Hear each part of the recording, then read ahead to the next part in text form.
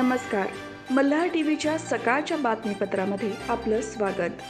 पनवेल तालुक्याच्या दृष्टिकोनातून ग्रामीण भागातील पायाभूत सुविधा, घनकचरा, सांडपाणी आणि उपाययोजना, उपजिल्हा रुग्णालय तसेच शाळांच्या हस्तांतरणाबाबत आमदार प्रशांत ठाकूर यांनी विधिमंडळात अर्थसंकल्प अनुदानाच्या मागणीवर चर्चा आणि त्या अनुषंगाने मागणी केली. सभागृहात बोलताना आमदार प्रशांत ठाकूर यांनी म्हटले की पनवेल महानगरपालिकेची स्थापना झालेली आहे आणि या महापालिकेच्या अवतीभोवती असलेले क्षेत्रसुद्धा आता नागरी भागात परिवर्तित होत आहे. नव्याने सिडकोच्या माध्यमातून परिसरामध्ये नैना प्राधिकरण आलेले आहे, पण नैना नियोजन प्राधिकरणाकडून ग्रामविकासासाठी आवश्यक तसा सहभाग त्यामध्ये घेतला जात नाही. पनवेल तालुक्यातील परिसरामध्ये वेगवेगळ्या पद्धतीने घनकचरा प्रश्न निर्माण झाला आहे. अनेक ग्रामपंचायतीकडे त्यांच्या कचऱ्याच्या व्यवस्थापनाची सिस्टीम नाही, त्यामुळे त्यांच्याकडून तो कचरा सार्वजनिकरित्या रस्त्यावर टाकला जातो. याविषयी शासनाने विशेषतः ग्रामविकास विभागाने लक्ष देण्याची आवश्यकता आहे.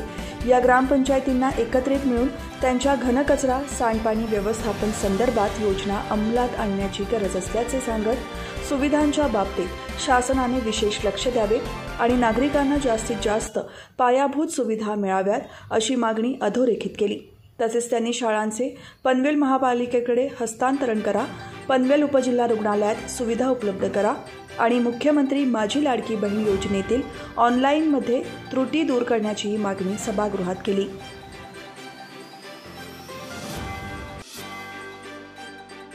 दमदार पावसामुळे रायगड जिल्ह्यातील लघु पाटबंधारे विभागाच्या अखत्यारीत असलेल्या 28 प्रकल्पांपैकी 13 धरणे पूर्ण क्षमतेने भरली आहेत. एकूण संचय क्षमतेच्या 74% पाणीसाठा जमा झाला आहे. सुतारवाडी, आंबेघर, कोडगाव, कवेळे, उन्हेरे, पाभरे, संदेरी, वरंद, खिंडवाडी, कोथुर्डे, खैरे, भिलवले, मोरबे ही 13 धरणे पूर्ण भरली आहेत. उसरण आणि पणसाड या 2 धरणांमध्ये 90%हून अधिक पाणीसाठा जमा झाला आहे. श्रीगाव, अवसरे, रानिवली आणि सळोख या 4 धरणांचा अपवाद सोडला तर इतर धरणांच्या पाणी पातळीत लक्षणीय वाढ झाली आहे. प्रादेशिक हवामान विभागाने रायगड जिल्ह्यासाठी पुढील 4 दिवसांसाठी येलो अलर्ट जारी केला आहे. जिल्ह्यात मध्यम ते मुसळधार पाऊस पडण्याची शक्यता असल्यामुळे धरणांच्या पाणी पातळीत अजून वाढ अपेक्षित आहे. माझ्या आमदार निधीतून दिव्यांगांना निधीचे वाटप करणार असे आश्वासन आमदार महेश बालदी यांनी दिव्यांग बांधवांना दिले आहे.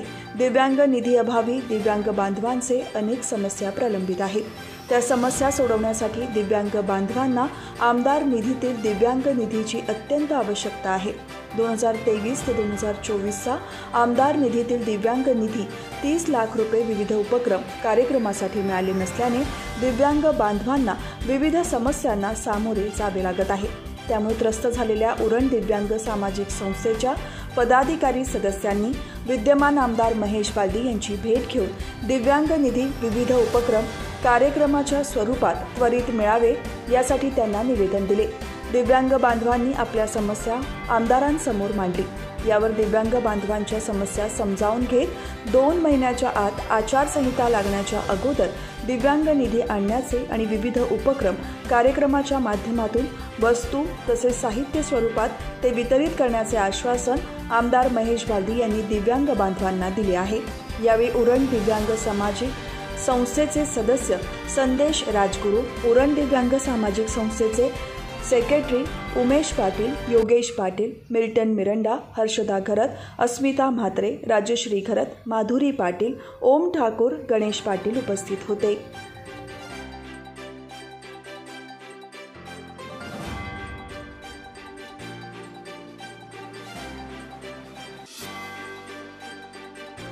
भारतीय जनता पार्टीचे प्रदेशाध्यक्ष चंद्रशेखर बावनकुळे यांच्या मातोश्री प्रभावती कृष्णराव बावनकुळे यांचे नुकत्याच अल्पशा आजाराने निधन झाले.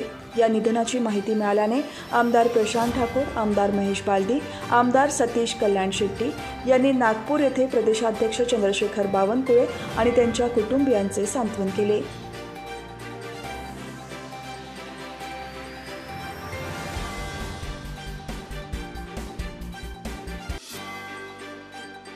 दोन दिवस जोरदार बरसल्यानंतर रायगड जिल्ह्यात पावसाने विश्रांती घेतली आहे. जिल्ह्यात मंगळवारी सकाळी संपलेल्या 24 तासांमध्ये 114 मिलीमीटर पावसाची नोंद झाली. मुरुड तालुक्यात सर्वाधिक 227 मिलीमीटर पाऊस पडला. 2 दिवस पावसाने रायगडला झोडपून काढले. सर्व नद्या दुथडी भरून वाहत होत्या, तर काही गावांमध्ये पाणी शिरले. मंगळवारी पाऊस थांबल्याने पूरस्थिती ओसरली. सोमवारी झालेल्या अतिवृष्टीत जिल्ह्यात 13 कच्च्या तर 11 पक्क्या घरांचे अंशतः नुकसान झाले. एका घराचे पूर्ण नुकसान झाले. सुदैवाने जीवितहानी झाली नाही. मंगळवारी अतिवृष्टी होण्याचा अंदाज हवामान खात्याने वर्तवला होता, त्यामुळे जिल्हा प्रशासन सतर्क होते. जिल्ह्यातील सर्व शाळा महाविद्यालयांना सुट्टी देण्यात आली होती. मात्र पावसाने हुलकावणी दिली.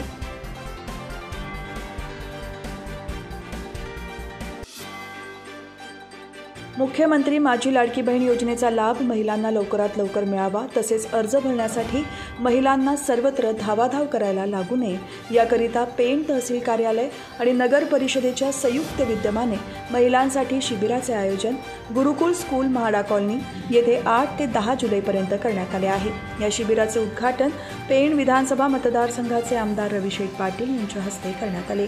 यावेळी पेणच्या माजी नगराध्यक्ष प्रीतम पाटील, तहसीलदार तानाजी शेजाळ, मुख्याधिकारी जीवन पाटील, नायब तहसीलदार प्रसाद कालेकर, किरण शहा, युवा नेते ललित पाटील, माजी नगरसेवक जनार्दन जाधव, अजय क्षीरसागर, हितेश पाटील, सुप्रिया चव्हाण यांच्यासह कर्मचारी उपस्थित होते.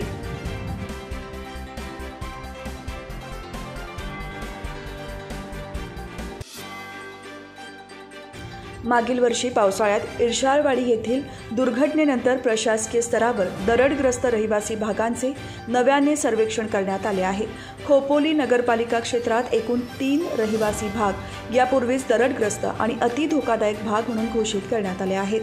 मागील 2 दिवस सुरू असलेला मुसळधार पाऊस पुढील काही दिवस असाच पडण्याची स्थिती असल्याने खबरदारीचा उपाय म्हणून दरड प्रवण भागातील रहिवाशांना सुरक्षित ठिकाणी स्थलांतरित होण्याचे आवाहन प्रशासनाकडून करण्यात आले आहे. खोपोली नगरपालिका क्षेत्रात काजूवाडी, सुभाषनगर, यशवंतनगरचा काही भाग दरडग्रस्त आणि धोकादायक रहिवासी भाग म्हणून यापूर्वीच जाहीर करण्यात आला आहे. या तिन्ही रहिवासी भागातील काही घरे अतिशय धोकादायक असून अशा घरातील रहिवाशांना तातडीने सुरक्षित ठिकाणी स्थलांतरित होण्याचे प्रशासनाकडून आवाहन करण्यात आले आहे. मुख्याधिकारी डॉक्टर पंकज पाटील यांच्या मार्गदर्शनाखाली पालिका अधिकाऱ्यांनी या तिन्ही रहिवासी भागांचा आढावा घेतला आहे.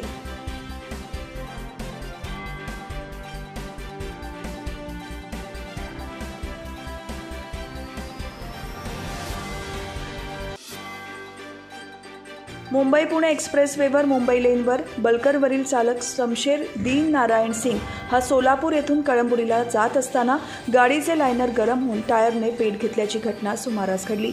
टायर पेटल्याचे लक्षात येताच चालकाने सुरक्षितपणे बलकर बाजूला केला. टायरला लागलेली आग फॉस्कॉन कंपनीच्या वाहनातील पाण्याच्या मदतीने आग विझवण्यात आली.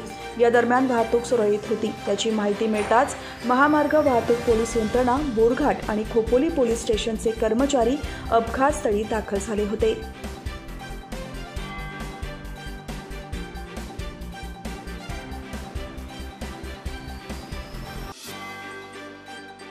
रायगडचे खासदार सुनील तटकरे यांच्या वाढदिवसानिमित्त राष्ट्रवादी काँग्रेस पनवेल विधानसभा मतदारसंघ आणि दृष्टी फाउंडेशन संस्थेच्या वतीने रविवारी मुख्यमंत्री माझी लाडकी बहीण योजना तसेच महाआरोग्य शिबिर आयोजित करण्यात आले होते. खांदा कॉलनीतील SGD पब्लिक स्कूलमध्ये मुख्यमंत्री माझी लाडकी बहीण योजनेचे अर्ज भरणे, मार्गदर्शन आणि महाआरोग्य शिबिराचे आयोजन करण्यात आले होते. शिबिराचे उद्घाटन राष्ट्रवादीचे पनवेल विधानसभा मतदारसंघाचे कार्याध्यक्ष किशोर देवधेकर यांच्या हस्ते करण्यात आले. महाआरोग्य तपासणी शिबिरात मोफत आरोग्य तपासणी, मोफत ECG, मधुमेह, रक्तदाब तपासणी करून मोफत औषधे देण्यात आली. तसेच अत्याधुनिक नेत्र व्हॅनमध्ये तज्ज्ञ डॉक्टरांच्या मार्फत कम्प्युटरच्या सहाय्याने डोळे तपासून चष्म्याचे नंबर काढून दिले. तसेच मोतीबिंदू शस्त्रक्रियेसाठी हॉस्पिटलमध्ये पाठवण्यात आले. शिबिरामध्ये लक्ष्मी चॅरिटेबल ट्रस्ट, पनवेल महापालिका, Sushrusha super speciality hospital, Panvel Ayush क्लिनिकचे उमेश जोशी यांचे सहकार्य लाभले.